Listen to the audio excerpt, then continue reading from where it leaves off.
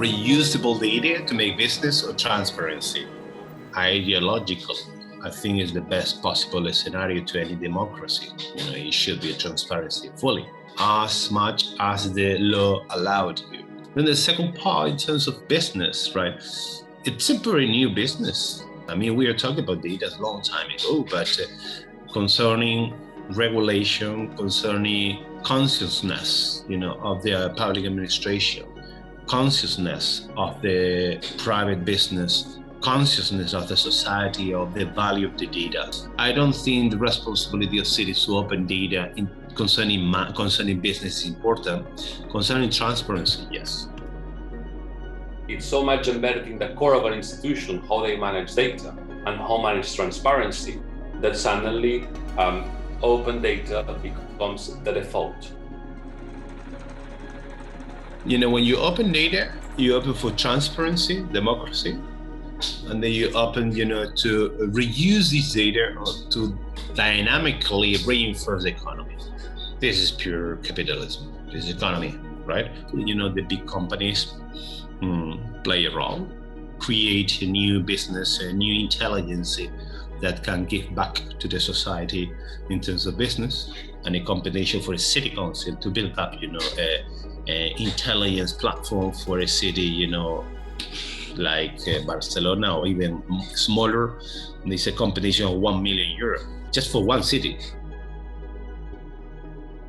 Data is not really produced only in one place, so it's not the matter of the data production, is the matter of the data collection. That's the difference. You have India, China, Japan, of course, state, of course, Europe. But it's not only a state, right? Here, many countries had to move. India, it's amazing, how far they are with that.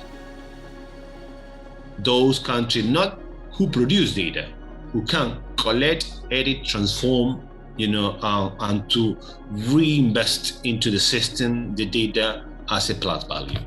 I have data, I can provide data to the city council. Once again, any kind of relationship with the city council or with the administration is through competition, because data can be produced whatever we are as a human being. But the collection, the editing of the data, the reuse of the data, the normalization of the data, and to have the tools and the people who has the capacity to reuse this data and to convert or transform this data into insights, into a case study, into business, monetize, and to get money out of that, that's not so easy. That's the key point.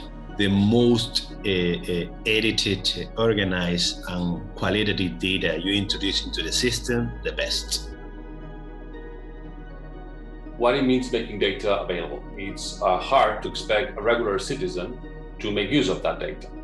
You need the engagement, and that means that you need to actually go and pick from people a specific interest into looking at that data.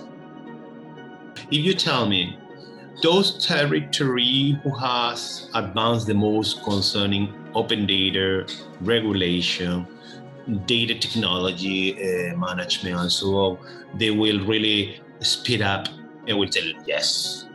And in there is what also nowadays I think many open data portals suffer, which is that you have people with interest in knowing something, you have the data there, but you need a lot of resources to actually make this data meaningful for them. You don't have the capacities as a community, you don't have the capacity yourself as an individual to understand data.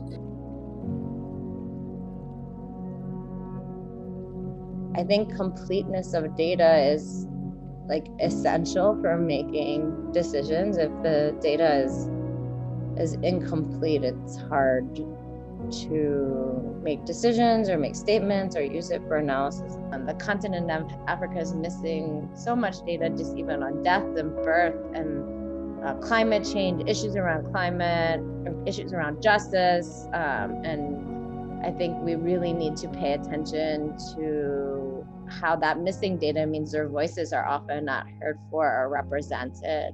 Often climate change models, let's say, fill in or synthesize the gaps in data so you can see a map of the world and where like temperatures are rising. And I also think we need to advocate for then these places where we see missing gaps in the data sets.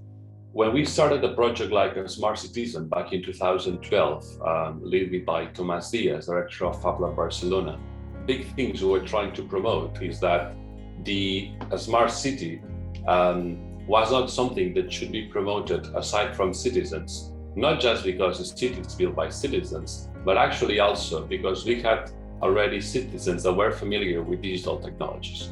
Or we wanted to show in the Smart Citizen that citizens could be part of the smart city infrastructure. It's a way of actually creating a collective awareness movement about what we are doing with data. I think we should start by thinking, what is the problem we seek to address and why do we seek to address it? And then think about, well, what data exists already to help us understand this problem and what data is missing. You know, my digital Matatus project is just like surprising that there was no data on the bus system, like no data, even a map of where these vehicles went. And, you know, having that data in the form of a visual representation, a map is super important, but just having it for all kinds of planning purposes. And, you know, really that helps, you know, by identifying that problem. Sometimes we identify the problem after, right? And then we don't have the data.